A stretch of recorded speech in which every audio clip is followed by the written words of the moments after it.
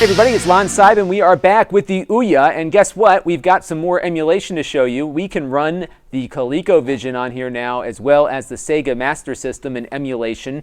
And in addition to all of that, if you're using one of those Robert Broglia emulators, you can now use your Wii controller with it as well. So if this Ouya thing isn't cutting it for you, you can change to that. So let's have a look and see what we've got here. So here we are at the Ouya screen, the opening screen, and they have actually added some new stuff to the mix here, at least as far as firmware goes. So now we're not getting our screen cut off, and they've done a lot of firmware updates over the last couple of days. So the first thing I'm going to show you is the ColecoVision Emulator, and I was going to try to capture my screen, but this TV just isn't working with the pass-through thing I have set up, and long story short, it isn't going to work.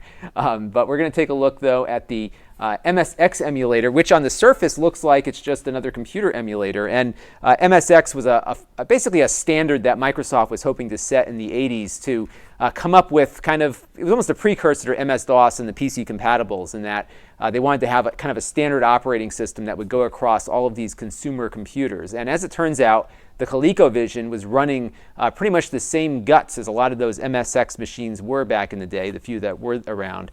And you can go on to Robert Broglia's website and download basically a ROM set that you have to bring into the Ouya via a rather complicated procedure involving a file transfer application and a whole bunch of other stuff. If you get stuck, write a comment in the channel and I will do a how-to on it. But you have to basically download this BIOS file, copy it to your USB drive, and then copy it over to the Ouya, and then use one of those file utilities to move it into the right spot. Not too hard, and once you get it working, it will work. So we're going to pop open that Msx emulator right now. And before I get into the ColecoVision, let me show you how you get the Wii controller to work with it. So what you got to do is basically go ahead and hit the reset button on that Wii controller. And you got to do this every time, at least I found, every time you want to pair the two up.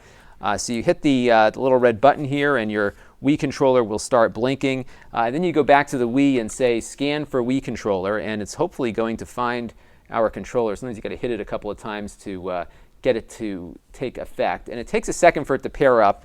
And while it's doing that, your Wii controller will blink like it is when it's connecting to a new Wii for the first time, or if you're just turning your Wii on.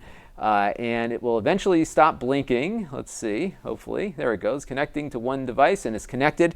And now we are down to just one little blue light on our controller. I'm going to put the battery cover back on here.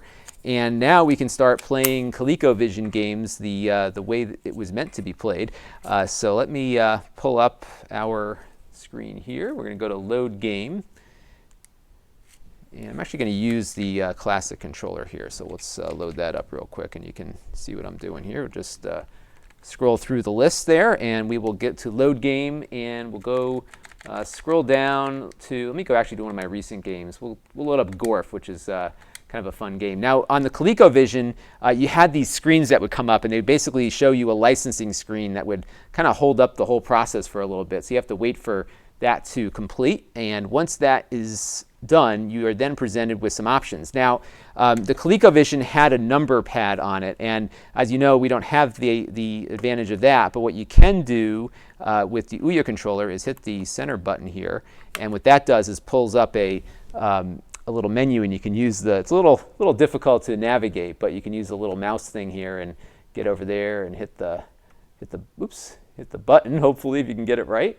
And hit the 1. What I also did is I was able to map the 1 button to one of the bumper switches here, so I was able to do that. And we'll let the game load up. Now, I'm not getting sound for some reason right now on my lousy television, and I'm not sure why that is. But what we can do is take out our classic controller here and play Gorf on the ColecoVision, and it works great. I mean, it's like all of Robert Broglia's emulators, it is pretty much perfect, and it works beautifully, and you can fit the entire ColecoVision library in about 5 megabytes. So this 64 gig card I have plugged into my Ouya console is going to be more than enough. So that was the ColecoVision, one of my favorite games from childhood. Another system that I was really fond of was the Sega Master System, and as it turns out, the MD Emulator, which is the Sega Genesis emulator for the Ouya, which is also by the guy Robert Broglia, who we keep talking about.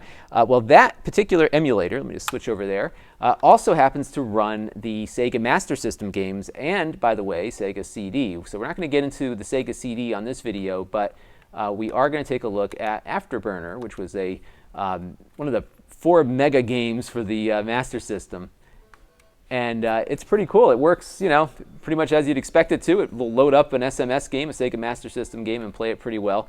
What was amazing was how expensive this game was back in the day. It really wasn't much to look at, but at the time the graphics were pretty amazing for a home console, at least before the Genesis came out and had a pretty good version of Afterburner. So that is the Sega Master System running on the MD Emulator. So we are able to play that and our Genesis games too at the same time, which is really cool. So those are just the 2 things I wanted to show you, that and the ability to use the Wii controller with it as well, and it's pretty cool. So there's some other stuff coming out on the Ouya. I mean, there's some neat stuff like the Sonic CD port, which is also on mobile, and it's a great port of a really awesome Sega CD game, and it works quite well, and you can buy it for a couple bucks through the Ouya store, so that's available now too. So we're starting to see more and more retro stuff on there, and this thing is really living up to the dream of being a really cool retro game station. I just wish that you didn't have to pair up the Wii controller every time to get it to work, so hopefully we'll see some